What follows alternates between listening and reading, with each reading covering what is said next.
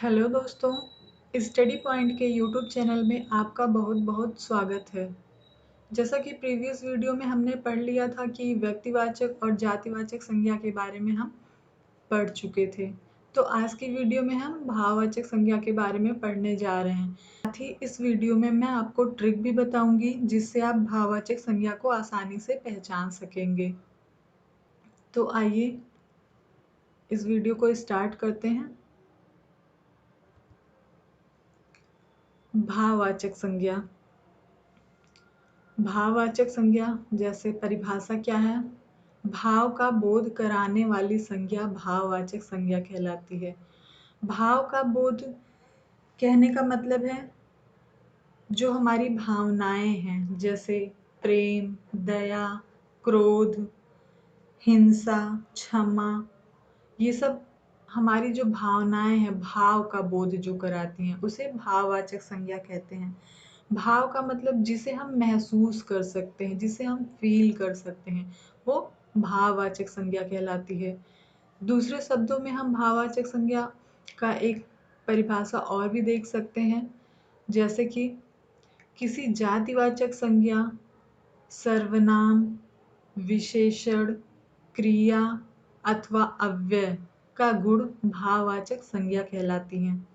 कहने का मतलब है कि चाहे वो जातिवाचक कोई संज्ञा हो, या फिर कोई सर्वनाम हो, या कोई विशेषण हो, या कोई क्रिया हो अथवा अव्यय हो, उसका गुण बताने वाली संज्ञा भाववाचक संज्ञा कहलाती है।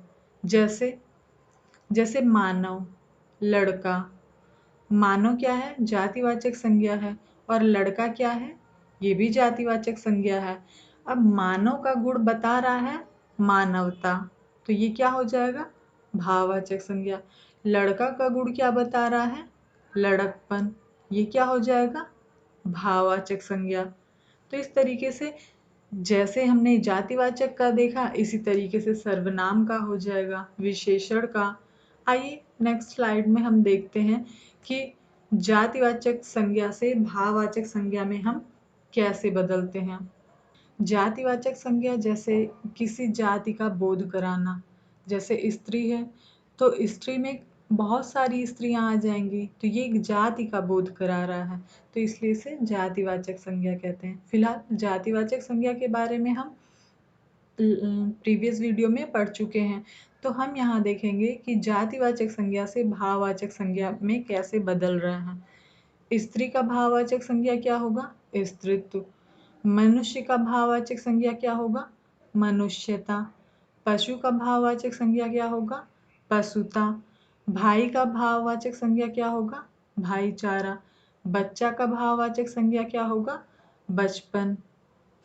तो ये हमने देखा कि जातिवाचक से भाववाचक में कैसे बदल रहा है। साथ ही साथ मैं आपको एक ट्रिक भी बताना चाहूँगी कि हमें ये ध्यान रखना है, ये बहुत अच्छा ट्रिक है कि जिन शब्दों में प्रत्यय लगे हों वे प्रायः भाववाचक संज्ञा कहलाती हैं। ध्यान दीजिए, जिन शब्दों के अंत में प्रायः प्रत्यय लगा हो वो भाववाचक संज्ञाएं कहलाती हैं। आप चाहें तो इसे नोट भी कर सकते हैं, बहुत इंपॉर्टेंट पॉइंट है। जैसे किसी भी एग्जाम में आ जाता है कि भाववाचक संज्ञा पहचानिए, तो सबसे पहले हम देख सकते हैं कि अगर उसमें प्रत्यय लगा है तो वो भाववाचक संज्ञा हो जाएगी। जैसे इसी में आप देख लीजिए, त्व, ये प्रत्यय लगा है, ता प्रत्यय लगा है, पशुता में ता प्रत्यय लगा है, भाईचारा में चारा प्रत्यय लगा है, बचपन में पन प्रत्यय लगा है। तो आइए देखते हैं कि विशेषण से भाववाचक संज्ञा कैसे बनाते हैं। विशेषण किसे कहते हैं? विशेषता बताने वाले शब्द को, विशेषता बताने वाले शब्द को जो संज्ञा या सर्वनाम की विशेषता बताते हैं उन्हें विशेषण कहते हैं। जैसे वीर, वीर विशेषता बता रहा है कि ये बहुत वीर हैं, तो विशेषण ये हुआ। अब विशेषण से हम भाववाचक संज्ञा बनाएंगे। वीर का भाववाचक संज्ञा क्या हो गया? वीरता, वीरत्व। सुंदर का भाववाचक संज्ञा क्या हुआ? सुंदरता। लंबा का भाववाचक संज्ञा लंबाई, मोटा का भाववाचक संज्ञा मोटाई, चोर का भाववाचक संज्ञा चोरी। तो इस तरीके से हमने देखा कि विशेषण से भाववाचक संज्ञा में हम कैसे कन्वर्ट कर रहे हैं। आइए देखते हैं कि क्रिया से भाववाचक संज्ञा कैसे बनाते हैं। क्रिया जैसे कोई किसी काम को करना, ये क्रिया कहलाती है। बाकी आगे चल के हम डिस्कस करेंगे तो क्रिया के टाइप्स वगैरह वो मैं आगे चलकर आपको बताऊंगी, बट फिलहाल यहाँ शॉर्ट में कि जो भी हम काम करते हैं वो क्रिया के अंतर्गत आता है। जैसे अब यहाँ पे हम देख रहे हैं कि क्रिया से भाववाचक संज्ञा कैसे बनाएंगे।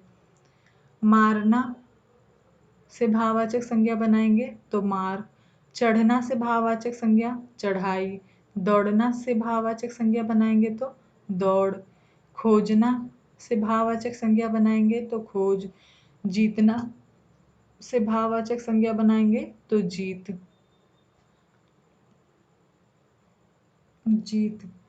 साथ ही साथ आप मेरी वीडियो को जब भी देखिए, अगर आपको कोई भी कंफ्यूजन हो, कोई भी डाउट हो, तो आप कमेंट बॉक्स में क्वेश्चन कर सकते हैं।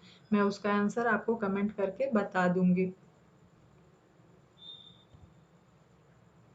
अब देखते हैं कि सर्वनाम से भाववाचक संज्ञा बनाना।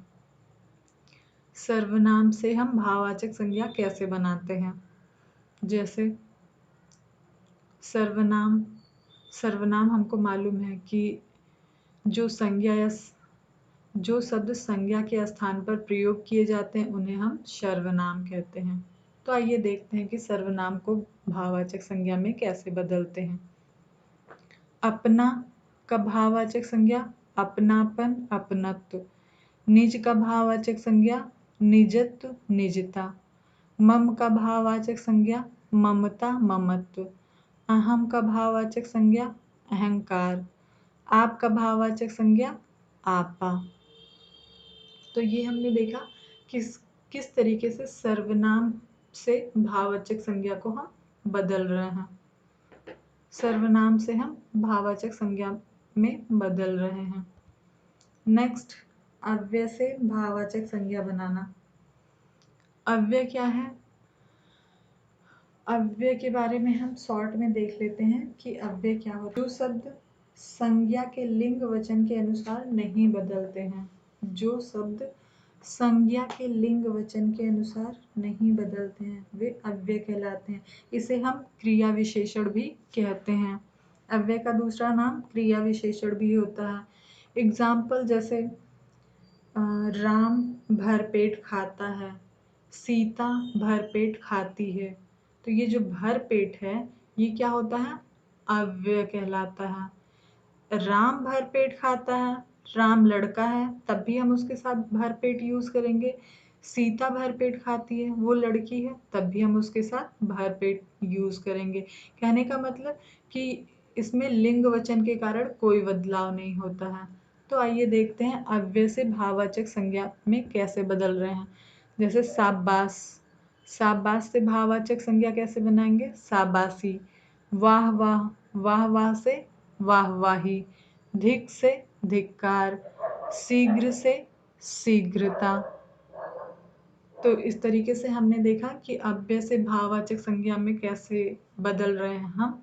जैसे शाबाश शब्द है तो शाबाश, हम जब कोई बहुत अच्छा काम कर देता है तो कहते हैं शाबाश बेटे, बहुत अच्छा काम। तो ये ऐसा नहीं है कि सिर्फ ये लड़कों के लिए यूज होता है या सिर्फ लड़कियों के लिए यूज होता है। ये हम सबके लिए यूज कर सकते हैं, चाहे वो लड़का हो या लड़की हो। साथ ही साथ आज के लिए बस इतना ही।